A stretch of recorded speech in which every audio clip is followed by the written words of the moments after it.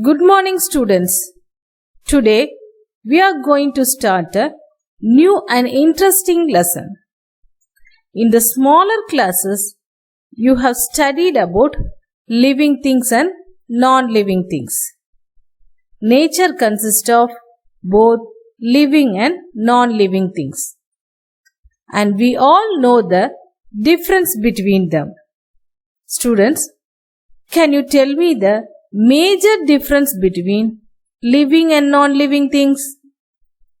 Yes, living things can breathe and non-living things do not breathe. What do you mean by breathing? Yes, taking in oxygen and giving out carbon dioxide is known as breathing. Why breathing is important for a living organism? It is important as breathing helps to inhale oxygen and exhale carbon dioxide, which is necessary for each and every organisms to live. Name the organs which helps us to breathe. Yes, nose, windpipe and lungs helps us to breathe. What are these organs collectively called? Yes, you are right. They are collectively called respiratory system. Today, we are going to learn about the lesson Respiration, Chapter 10 in our book.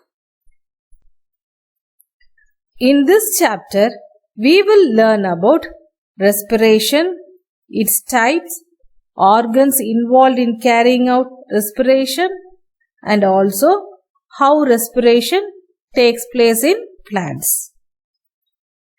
To live and to do our day-to-day activities, we need energy. Do you need energy for sleeping? Yes, we need energy even for sleeping. Where does this energy comes from? We get the energy from the food we eat. Vehicles like cars and buses also need energy to move. Petrol and diesel are used as fuel. The energy is released by the combustion of petrol and diesel to move. All the substance that releases energy are called fuels. The food we eat is fuel for our body. The energy released from the fuel is used for all the activities that we do. Have you ever thought how this energy is released? The oxygen inhaled by us is used by the cells in our body to break down food and releases energy.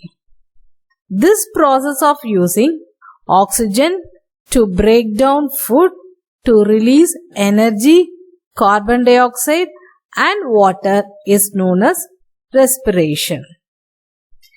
So, can you define respiration?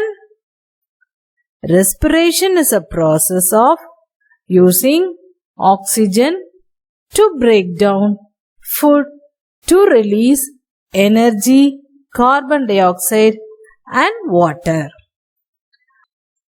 While we breathe, we take in oxygen. This oxygen is used by the cells to break down the food. The reaction of food with oxygen is called oxidation. The substance that is oxidized during respiration is glucose.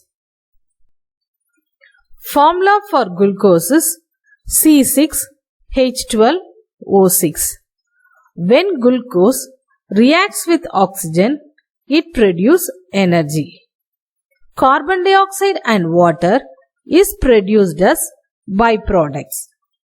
Equation for this oxidation reaction is C6H12O6 plus 6O2 will give 6CO2 plus 6H2O plus energy. That is, glucose plus oxygen will give carbon dioxide plus water plus energy.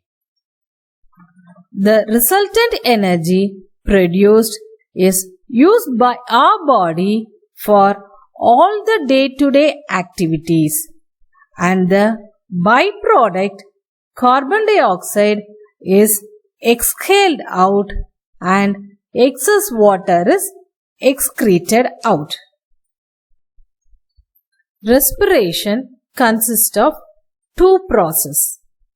First one is external respiration, or also known as breathing.